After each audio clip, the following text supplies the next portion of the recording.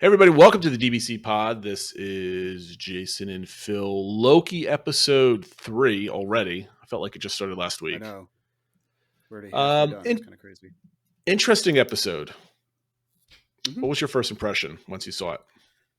So my first impression was it felt a little like a filler episode. It felt like Yes. there's a cup in the other series. There always seemed to be an episode like this too, where it was only on like one or two characters, and you kind of missed the broader kind of cast of characters. Mm-hmm. So that was my kind of initial feel. It felt kind of like a step down from the first two as far as like excitement level and stuff. But obviously, it advanced the plot quite a bit, or at least revealed a few things, and we learned Yes. a lot more about who was introduced as Lady Loki. Although in this episode we learned her name is Sylvie, which was sort of an Easter egg from before. In the Spanish credits in episode 2, it said her name was Sylvie and stuff. But anyway, so obviously it was for us to get to know her better, because obviously she's an important character for this series.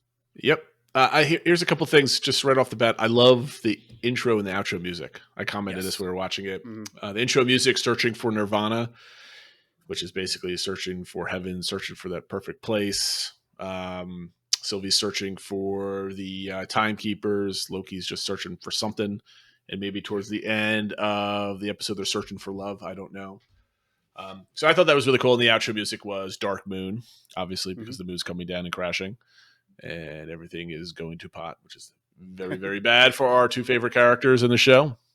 So one of the first things we kind of showed up with was Sylvie talking with the TVA agent in her little mind meld Yeah, I guess vision she set thing. up that sort of dream sequence or fantasy, or using one of her memories to have that conversation that she needed to have with her mind, I guess, to get the Yeah. answer she was looking for, which was, how many people are guarding the timekeepers? How do I get there? What's the elevator look like? Basically, trying to snuff out the answers of how to get to the timekeepers. Well, I mean, I first thought that we're getting some flashbacks of like actually getting to know who Sylvie is, and then we were hmm tricked on that.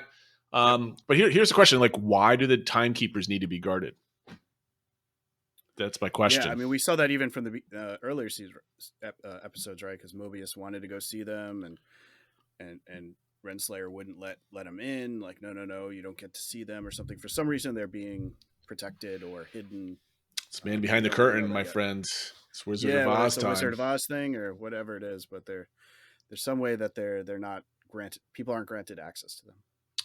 Yeah, I think from that first sequence where she gets into the TVA, it looks like she knows where she's going, so she probably got the information she was looking for. Right. Don't know if she's ever been there before, right? Well, one thing that she tried to use her magic that Yep, to that was my next line. enchant. Yep. Oh, that's what you're going to say, and then it doesn't work, and she seems a little surprised that it doesn't work. So, if she had been there before, she obviously never used her magic, or Good point. wasn't Yep. aware that magic didn't work in the TVA. And here's another sequence. I've been saying this for the first like 3 episodes now. It's like, Sylvie's a pretty good fighter. She's kicking butt. hmm And then Loki, not kicking butt. Like, here's a Yeah, dude that's been fighting along Thor and his cavalcade of heroes from his hometown, and Loki's just sitting there kind of getting whooped. What's up with that? yeah, it's weird. I mean, I guess in some ways maybe he doesn't know how to fight without his magic when he's at the TVA, but then we see even later in the episodes Mm-hmm. he does all right. But if he's really a god, he should be taking these people out kind of easier. It is a little weird. Yeah, I mean, like you kind of put him on par, at least as a magician wise, with I can't remember the character's name that was Thanos' sorcerer that hmm was went up against Doctor Strange quite a bit. Like you'd think Loki would be able to fight him a little bit, but like he's just running around punching and kicking people. That's never been Loki's thing, right? He Yeah, kind of flitted around the edges, kind of did something. I don't know. It was kind of strange, especially. We'll get to it as we make it through the episode notes here that we've got. right. All right, so they escape. Both of them escape, and they land on Lamentus 1 year 20. Was it 2077? I don't know why we Correct. needed Yes. a Yeah. age or excuse me a year, A but year for a planet that's not Earth or whatever. So I guess it's all relative, but I guess we yeah. know roughly when it is. It's in the not too distant future from our time, but One of obviously the not Earth. one of the things she's mentioned is like this is the worst apocalypse for you and me. Like we can't hide here, that type of thing. So apparently she knows like everything. She's been hopping Yeah, well, around it was time. one of the ones that she had in in the tablet thing that she stole, and I guess because what we learned in the last episode is that's where she's been hiding out in different apocalypses. So she must know about all the ones that were in there, the possible places she could hide. So yeah, she knew about this one. She knew, I think at one point she says, "Oh, there's about 12 hours until the moon they're on is destroyed by the planet that is breaking up above them." So she definitely knows about the different apocalypses, and obviously he picked a bad one to go to without much of an exit, a way Yeah. for them to get out of it. So And that's where the large portion of this episode mm-hmm. is them trying to find a way off Lamentus. And then you get your back and forth. Do you trust me? I don't trust you. What is love? Maybe Loki's flirting with himself a little bit. She asks him, "Oh, is there princesses or maybe a prince?" And he goes, "A little bit of both." So maybe he's like, I don't know what the term is. He'll make love to himself and anybody that he finds interesting, I guess. I don't know. Maybe he definitely Yeah, he's probably finds himself interesting not at the very least. non-discriminatory. He's Yes, he's open to exactly. whatever. Um, and so I thought that was kind of interesting. It was also, I don't want to call boring, but I think it was simple, right? So it's like simple Yeah. character exploration. I think they probably could have done it a different way. I mean, we don't have many Hmm. episodes in this thing, and we kind of, I mean, it Yeah. is a showcase to the enchantress because she enchants people. So I think that's kind of where they're going with it. What one thing I do find interesting is they've basically completely hidden her identity, like who she was, where she came from. The whole sequence with Loki talking about his mom, and then Sylvie doesn't mention anything other than it was blips of a dream type of thing. Yeah. What did you take of that scene? Yeah, that was an interesting one where I fully agree with you that Loki was obviously telling a lot more about who his mom was, the Queen of Asgard and stuff like that. And then you would think if another Loki variant would have a similar background, if not the exact same, right? But she doesn't really say much, and it's funny when they're talking about it. It almost the way she said like, "Oh, I don't really remember much." It almost sounded like when the conversation Luke and Leia had talking about their moms, and Leia was Yeah. saying that she didn't remember much about her and stuff like that. So I don't know. It was kind of a weird conversation, and they play on that a little bit afterwards, where Loki's telling her that he doesn't really know much about her. She's learned about him and stuff. So I don't know if there's more to her background and whether she is the Enchantress, which is another character, not Lady Loki, or if she's something else completely, or if it's. I hope it's not another like Ralph Boner thing, but I guess we'll find out. We'll definitely find out. Yeah. So here's the thing. So it, if this show was a little bit longer, maybe like 8 to 10 episodes, I would say, are we going to see them go through like 3 filler episodes where it's Mm-hmm. the apocalypse of the week where they have to escape from it, and it just Yep. becomes now an escape show for a while gently telling the plot, like the Mandalorian was in season Mm-hmm. 2. But I don't think so at this point because if they didn't escape at the end of the episode, Right. so as Spoiler. they're going towards the ship that apparently is in the middle of the city, which was an interesting place for a landing pad or a launch pad. So they're running off there. So a couple things.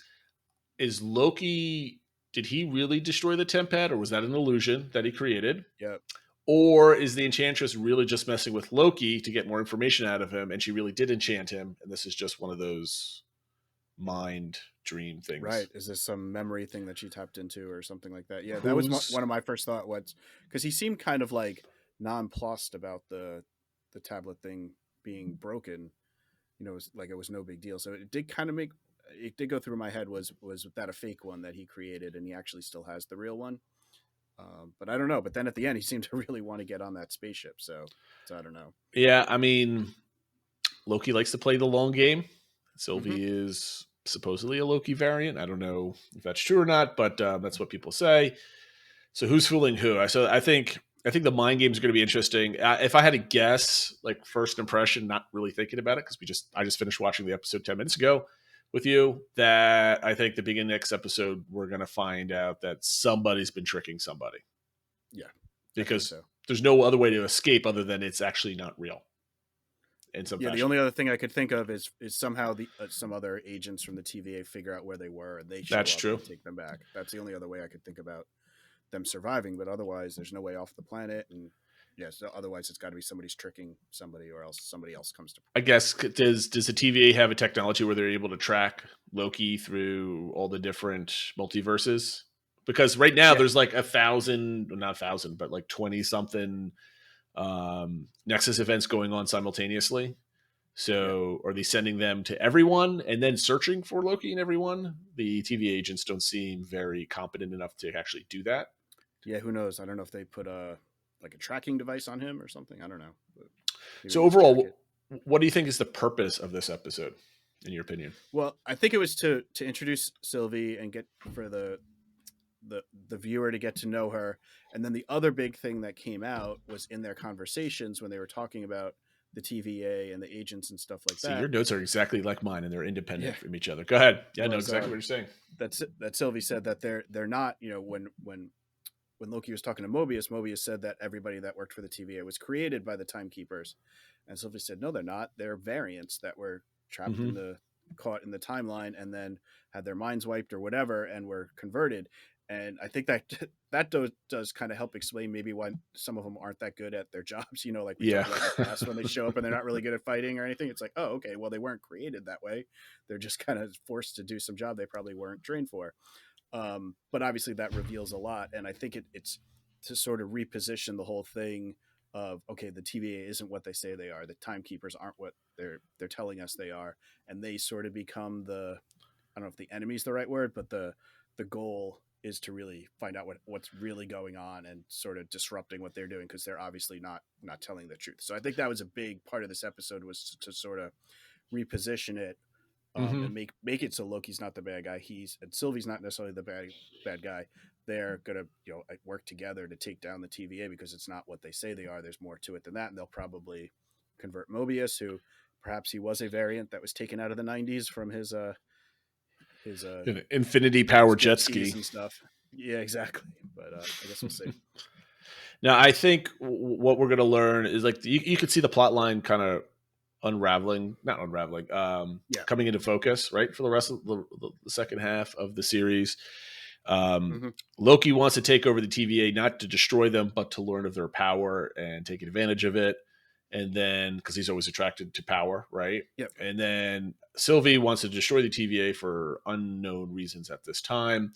Maybe we'll find out why she's a variant, that type of thing. She wants to get revenge or something like that. Um, they're playing heavily on the devil thing, I think. Mm-hmm. That's interesting. They got called devils again this week. So I think, what we have to look forward to next week is hopefully a conclusion to them kind of wandering around. We can get back to TVA and timekeepers Yeah. and unraveling all of it. You can't go too quickly now, so I think there has to have like one other plot line before they get to the big plot line. And I suspect Right. that next week we're probably going to get they're going to get back with Owen Wilson, Mobius, and they're going to become super friends. And he's kind of realized that he's a variant, because Loki's like, oh, Mm-hmm. they don't know that. So Loki's Yeah. going to go around and tell everybody, or at least certain people, that they're variants too. And then you should be on my side as well. Exactly. Yeah. So, did you learn or realize anything with your second viewing of this that you didn't pick up your first time? Not really.